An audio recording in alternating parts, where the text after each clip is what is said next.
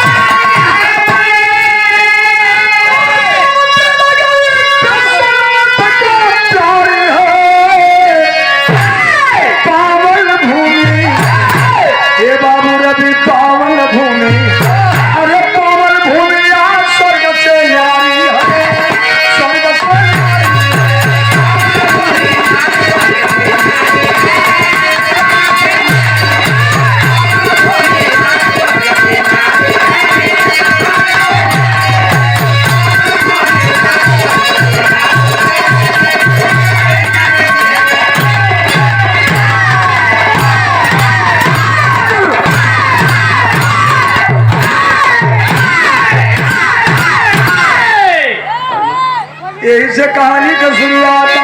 अरे इसी काशी में राजा हरिश्चंद्र आए,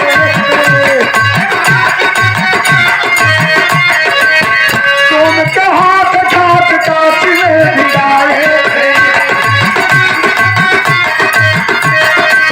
इसी काशी में परमहंस जी भी आए, भक्ति भाव देवो जिंदगी बिताए।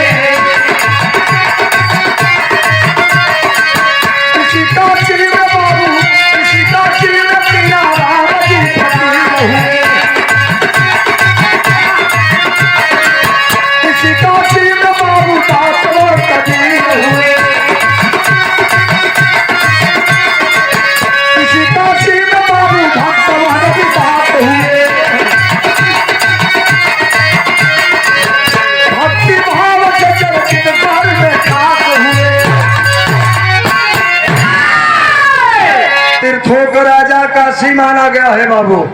इसी काशी में राजा हरिश्चंद्र सारी दौलत जब उनकी विलुप्त हो गई, उनको कोई खरीदने वाला नहीं मिला। काशी में कल्लू नाम का डोम खरीदा। इसी काशी में परमहंस जी आए, इसी काशी में कीनाराम फकीर, इसी काशी में कबीर दास, इसी काशी में एक थे चमार का लड़का रविदास। चमार में भी उतार रहला, महार का लड़का रहला। प्रियंका जी ये तो है बदे बतावत है, माई सरस्वती जी हवा पर वास करें। भारत पाकिस्तान के बॉर्डर तक भी रहा गवा। जितने बड़े संत हुए हैं धरती पर, जितने बड़े विद्वान हुए हैं, वो शायद चमार कुल के रहे हैं, धनी के औलाद रहे, मल्लाह के औलाद रहे हैं, पासी के औलाद रहे हैं, कोई ब्राह्मण नहीं था। संस्कृत में लिख दिए भंडी के बेटवा उत्तराखंड कल वाल्मीकि जी रामायण, हिंदी में उसका व्याख्या के तुलसीदास। एक बात तू कहलू हो कि बाटी खाए हैं तो भगवान कृष्ण का मुँह खुलवाई, माता जी मोहमा का मटिया पोछे बदे गई तो हमा पूरा पूछत के आवत हो रवि दसवा के मरई कौन हो। अरे यार हम का बड़ा मर्यादा डूब जाई, एकर कोनो ढंग से कर बुराई करल जाए तब वो कैलन का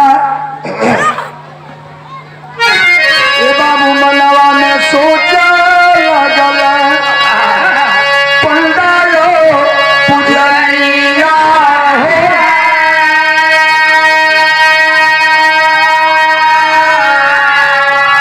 करू अपमान कैसे बढ़ेली फिकरिया।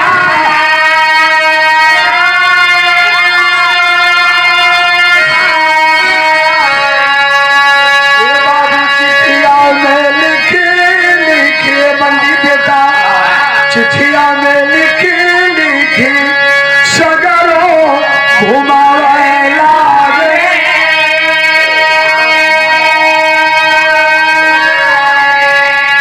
कोई भंडारा रवि सके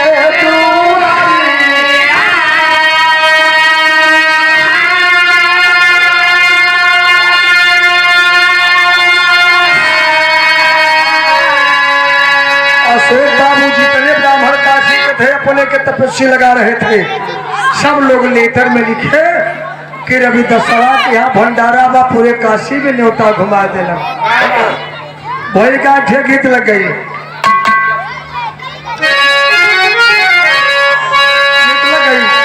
तोरी बोलिया तोरी बोलिया सुने को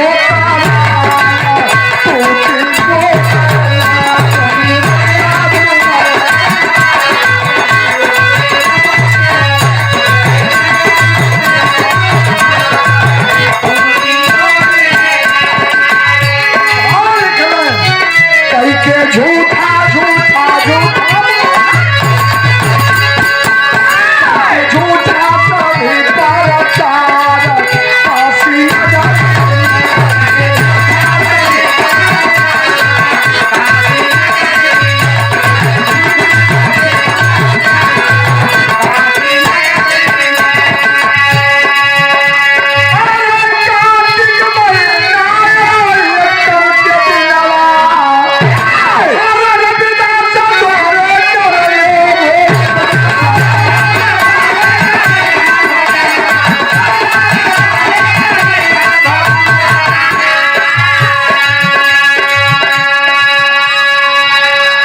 हमारे एक दहिना अंग के भाई कार्तिक महीना एकम के दिन रविदास के यहाँ भंडारा हो।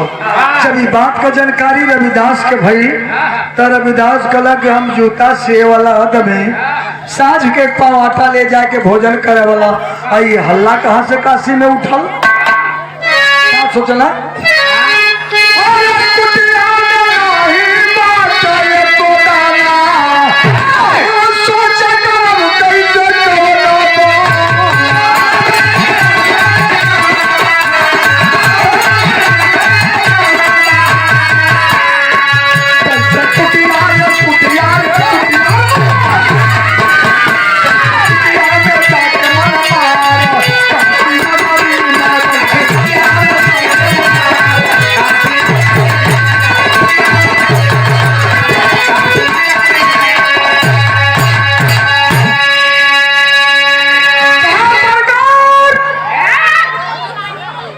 से वाला आदमी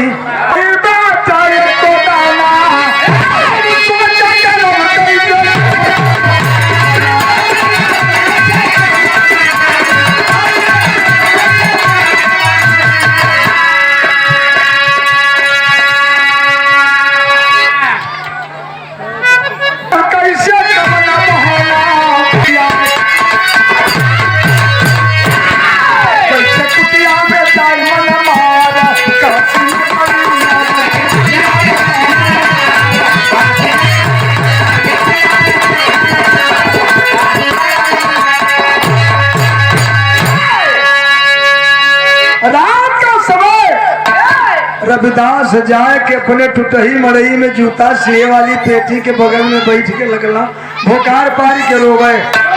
12 बजे रात कल भंडारा हो और हमरे पास खाए के ठिकान ना भाई कुल हल्ला कैलन। कहावत हो कि जो किया सोहर किया भय कबीर कबीर।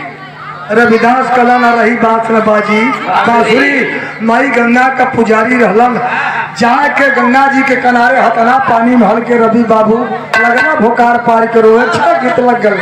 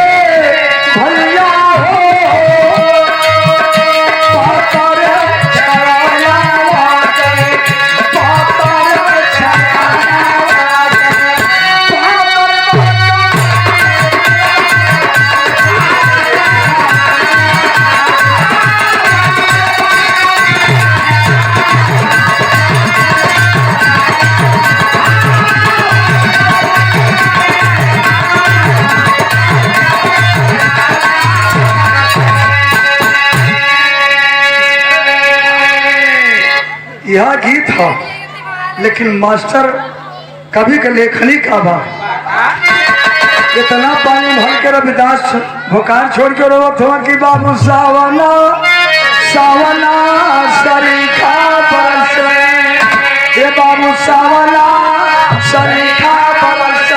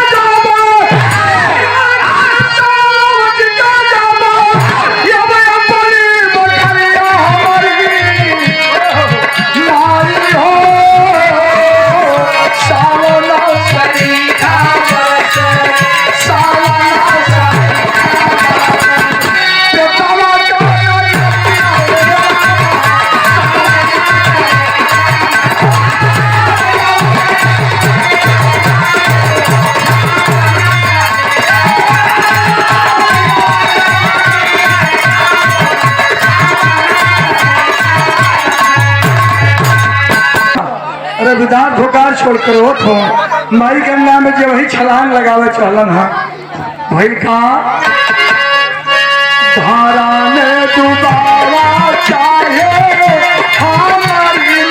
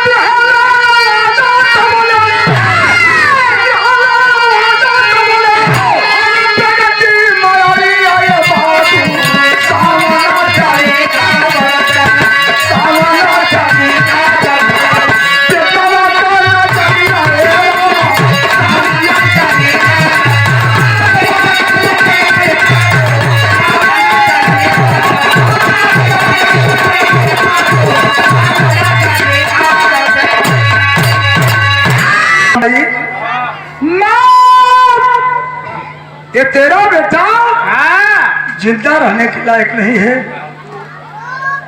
अब अपनी धारा में डुबाला। ये भिखारी बेटवा तोहार खाए के ठिकान ना बा, भंडारा कैसे होई? भैया कला यही के रिपीट के दा, धारा में डुबावा चाहे हमारी माया।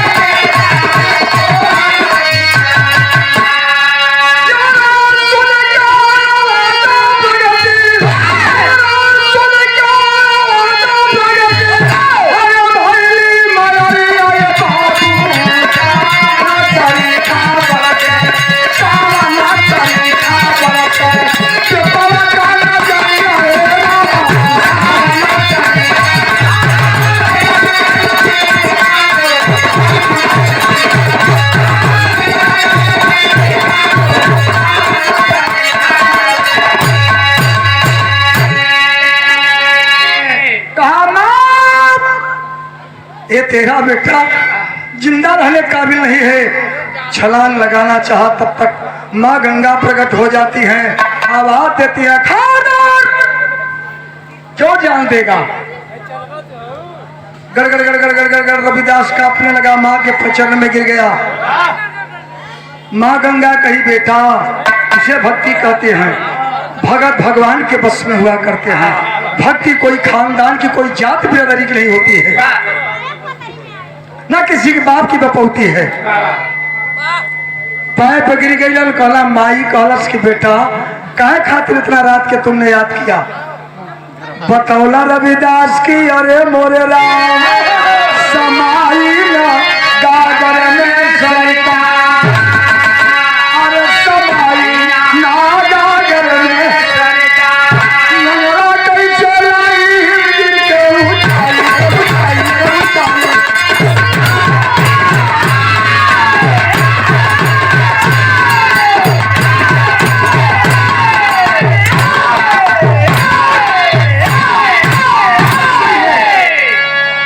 लंगड़ा कैसे लांघी हिंदी का ऊंचाई, समाई माई कली, बेटा जान देवे का जरूरत ना बा, देखा यह भक्ति हो माई होई का तो जवन चाहता चल जा घरे। सवेरे जब सारी जनता आ जाए तो पूरी जनता को एक साथ में कतार में बैठा देना और बोल देना कि एक क्षण के लिए लोग नेत्र बंद कर लें, सबको खाना मिलेगा। रविदास के आंख से तरतर तरतर आंसू, माँ मुझे विश्वास कैसे हो? माई कलश बेटा जा। तब धीरज बाधा के माई कहानी हो,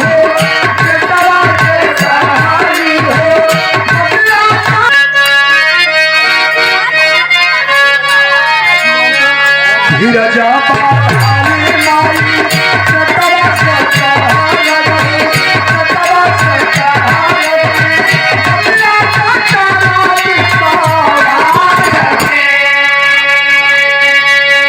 चली जा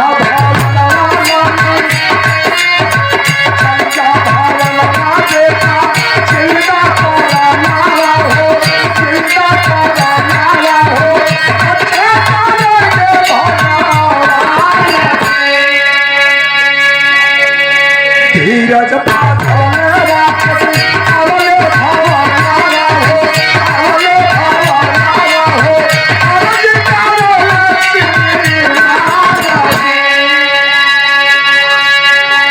माँ सांत्वना दे देती है, धीरज बढ़ा देती है। रविदास वापस लौट करके आए और अपनी मड़ई में नींद न आवत हो बाबू। रात भर बैठल हुन। सवेरा हुआ, चारों ओर से तमाम ब्राह्मणों की टोली चल दिलस। आज ब्राह्मण का टोली चल दिलस भोजन करे बदे। उस समय का सीन का हम रविदास कुटिया में बैठ के करत का हवन पत्थर कलाई मास्टर।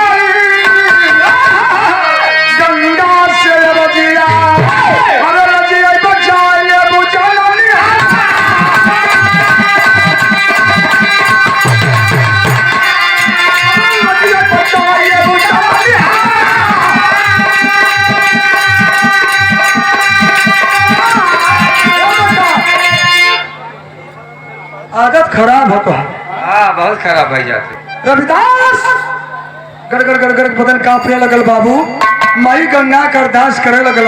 बात ख्याल पड़ गई कि माई बतौले रहल कि जितना ब्राह्मण आओ सबको कतार में बैठा देना और एक क्षण के लिए नेत्र बंद करा देना। तब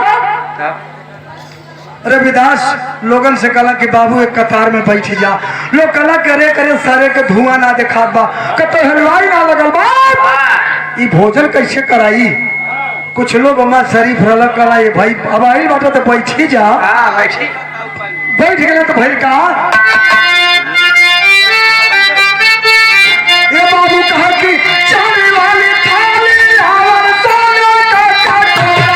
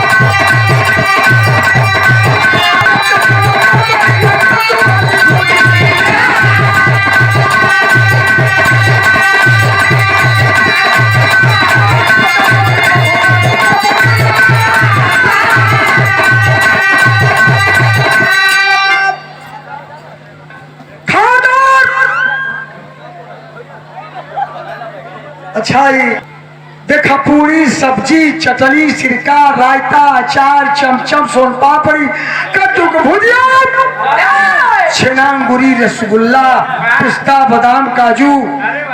ए भैया ब्राह्मण लोग कुल सोने का पापड़ खाए लगला।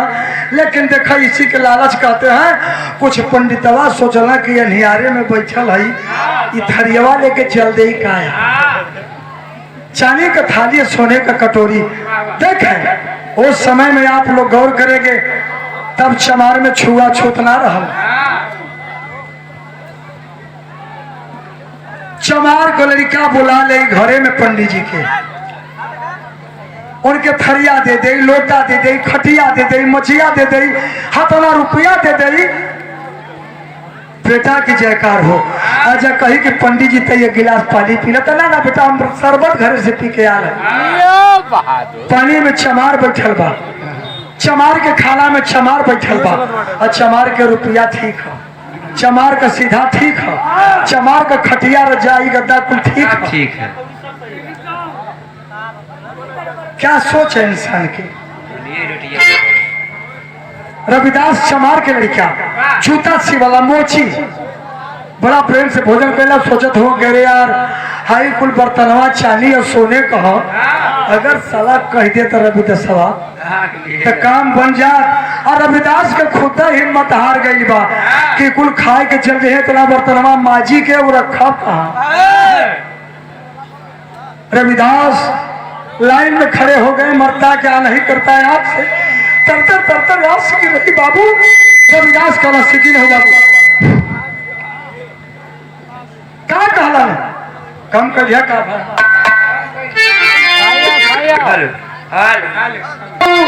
रविदास कहला कि बहुत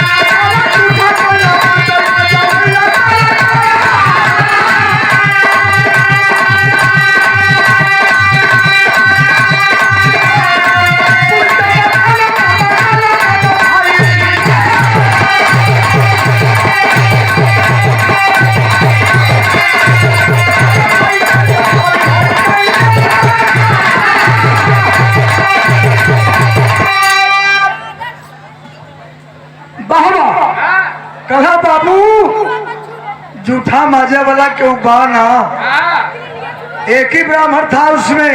कहा रे बाप मुंह पर जूता मारना यही होता है। कह रहा है कि जूठा माजने वाला कोई है नहीं, इसका मतलब कि ब्राह्मण का जूठा चमार का भी बेटा नहीं माजेगा। कहा मेरे कोई माजने वाला नहीं है, बर्तन लेकर के चले जाओ। हाथ भी नहीं पखारे पंडित जी लोग, थाली कटोरी लेकर के चल दिए। जिस रास्ते से जा रहे थे बारे रविदासवा क्या भंडारा कर दिया, ऐसा भोजन पूरे जीवन में नहीं मिला। काशी नरेश के दरवाजे से रास्ता रहल बाबू, दरवाजे से लोग कहते कि बारे रविदासवा काशी नरेश का बात क्या है लोग रविदासवा। कला सरकार ऐसा भंडारा काशी में आज तक हुआ नहीं, जैसा भंडारा रविदासवा कर दिया। ये चांदी की और सोने का कटोरी आज तक काशी में कोई किया नहीं। काशी नरेश का अरे सवा हमको पता नहीं, मैं काशी नरेश हूँ, काशी का राजा हूँ। और हमारे शहर में एक जूता सीने वाला मोची, पूरे ब्राह्मण आवाज लगा रहे हैं तो भाई का बांध के रह जाता है। ये बाबू लगा लिखा बढ़िया राज घाट।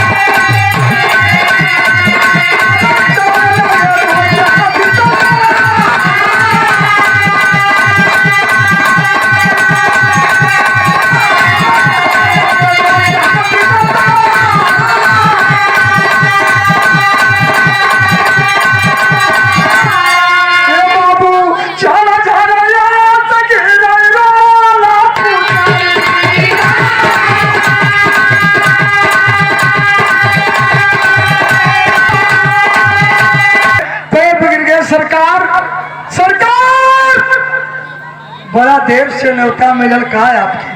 बैठी आपो, जूता सिए वाला पेटी उठा के लिया, मरता क्या नहीं करता रख दिया। काशी नरेश के पैर पकड़ लिया, कहा सरकार बैठ करके भोजन कर ले। काशी नरेश कहे रविदास सुनो, भोजन करने की बात छोड़ दो,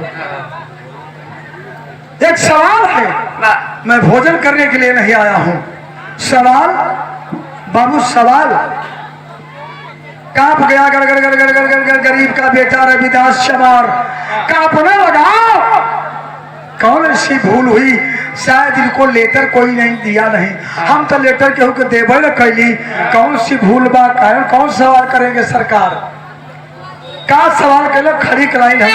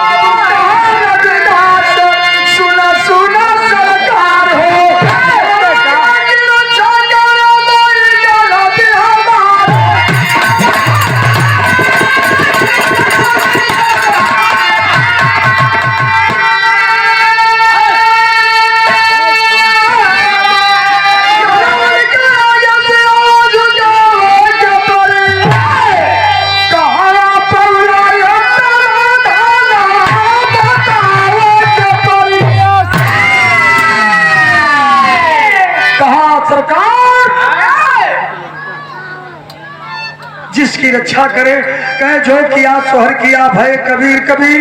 यही जाह्नवी, जाह्नवी गंगा कहते हैं। ये उत्तर वाहिनी हो गई है, वहीं से जाह्नवी गंगा कहते हैं। काशी में का यह जाह्नवी माई जेकर रक्षा करे, जेकर लाज रखा। ये माई गंगा का देन है, हमारे पास का है। पैर पकड़ के भोकार छोड़ के रोला। और रविदास के सब सहलाते हुए आशीर्वाद देकर के काशी नरेश कहा, जात की बात नहीं है, मेरे काशी का शान रखा है तो रविदास रखा है।